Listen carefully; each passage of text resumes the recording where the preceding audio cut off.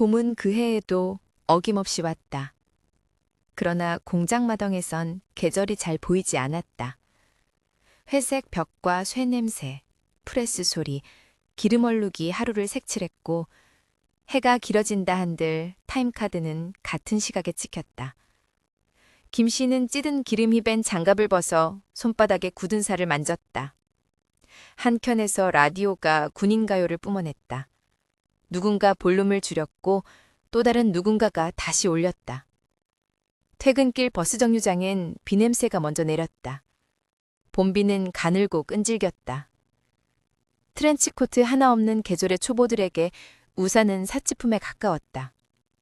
김 씨는 가방에서 비닐 조각을 꺼내 머리 위에 덮었다. 그때 정류장 모퉁이에서 누군가 마른 기침을 했다. 작은 어깨, 회색 카디건, 소매가 젖었다. 여기 같이 쓰실래요? 김 씨가 어색하게 우산을 내밀었다. 우산이라기보다 공장 창고에서 몰래 들고 나온 구부러진 살 하나에 비닐을 씌운 것에 가까웠다. 그녀가 고개를 들었다. 얼굴은 놀랄 만큼 단정했지만 왼쪽 눈가에 다래끼 자국 같은 붉은 점이 있었다. 아, 괜찮아요. 같이 안 쓰면 둘 다 더 젖어요. 김 씨가 쑥스러운 목소리로 덧붙였다. 그녀가 마몬이 다가왔다. 비닐 우산 아래 두 사람의 호흡이 좁게 섞였다. 버스가 올 때까지 둘은 아무 말 없이 서 있었다. 바퀴가 엉덩이를 헤치는 소리, 신문이 젖어가는 냄새, 빗방울과 빗방울이 서로를 찾는 소리. 차양 아래로 내려앉는 봄의 기척은 미지근하고도 성실했다. 버스가 와서 사람들은 조개 껍데기처럼 달라붙어 타올랐다. 김 씨는 그녀가 밀려나지 않게 팔꿈치로 공간을 만들었다. 그녀가 작은 목소리로 고마워요 라고 말했다. 그 말이 고마워서 김 씨는 말없이 고개만 끄덕였다. 그녀의 이름은 순이었다. 공장 사람들은 성을 잘 부르지 않았다. 다들 서로의 이름 한자만 불렀다. 가난한 공기 속에서는 이름도 가벼워야 들고 다니기 쉬웠다. 순은 조립 라인에서 손이 빨랐고 불평이 적었다. 점심시간이면 남은 김칫국에 밥을 말아 금방 비웠다. 씹는 소리가 작았다. 밥을 빠르게 조용히 먹는 사람이었다. 어느 날 퇴근 뒤 김 씨는 공장 담벼락 아래에서 순을 기다렸다. 이유랄 것도 없었다. 그저 기다렸다. 순이 놀란 눈으로 그를 보자 그는 미리 준비해둔 말을 꺼냈다. 바닷가 가봤어요? 바다요? 네. 순이 잠깐 웃더니 곧 고개를 저었다. 사진으로만요. 그럼 이번 일요일에 같이 갈래요? 말이 나오자마자 김 씨는 후회했다. 돈이 없었다. 바다까지 가려면 버스 2번과 기차 1번을 타야 했다. 돌아올 차비는 있을까? 김 씨는 속으로 주판을 튕겼다. 수는 잠시 고개를 숙였다가 의외로 빨리 고개를 들었다. 같이 가요. 둘은 그날 밤 각각의 하숙집에서 같은 지도를 펴고 다른 꿈을 꿨다. 지도의 남해의 이름이 흐릿했다. 그러나 바다는 분명히 있었다. 일요일, 새벽 첫 차를 까기 위해 두 사람은 어둠이 마르기도 전에 거리로 나왔다. 김 씨는 찐 달걀 2개와 식은 고구마를 보자기에 싸왔다. 수는 주머니에 사탕을 몇 개 넣었다. 기차역 매점 앞에서 둘은 서로의 준비물을 꺼내 보였다. 그 어설픔이 기특했다. 기차는 오래 걸렸다. 창틀 틈으로 비냄새가 빠져나가고 대신 흙내음과 초록의 기미가 들어왔다. 수는 창밖을 멍하니 보다가 잠깐 고개를 돌려 물었다. 김 씨는 바다 많이 가봤어요? 1번. 어땠어요? 크고 시끄럽고. 그런데 이상하게 조용했어요. 무슨 말이에요, 그게? 김 씨가 웃었다. 가보면 알아요. 기차 안에서 찐 달걀을 까먹었다. 노른자가 목에 걸렸다. 순이 물병을 내밀었다. 물병 입구에 묻은 손비누 냄새가 달았다. 그 작은 달콤함이 오래갔다. 바다가 가까워질수록 공기의 무게가 달라졌다. 소금이 숨에 닿는 느낌. 가나는 그날만큼은 젖어 흐려졌다. 역에서 내려 버스를 갈아타고 다시 걸었다.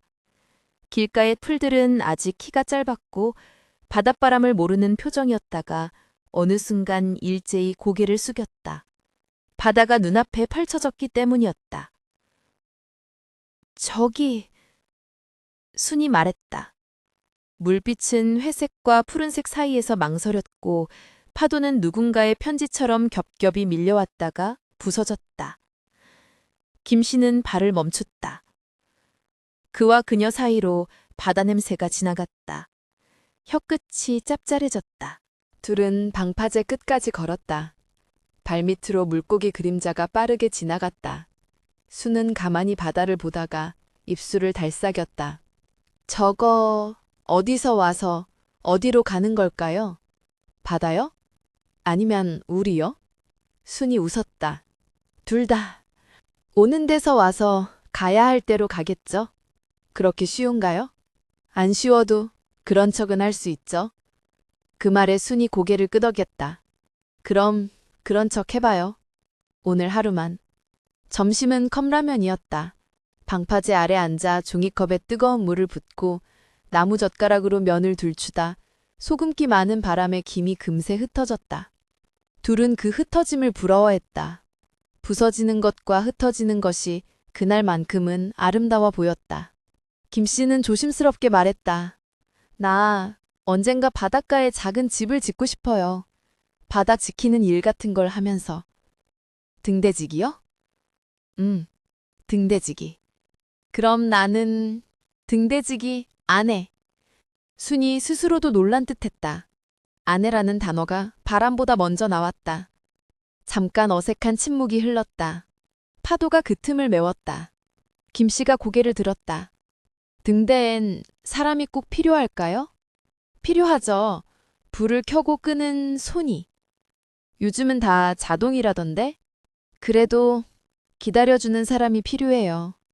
순의 말이 바람에 섞여 멀어졌다가 다시 돌아왔다. 그 말은 애매했고 그래서 정확했다. 해가 기울었다. 두 사람은 바다를 등지고 작은 사진관을 찾았다.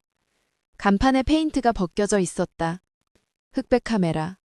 주인은 묻지도 따지지도 않고 셔터를 눌렀다. 둘은 서툰 자세로 어깨를 맞댔다. 사진을 찾으러 다시 오라 했지만 그럴 돈과 시간이 있을지 몰랐다.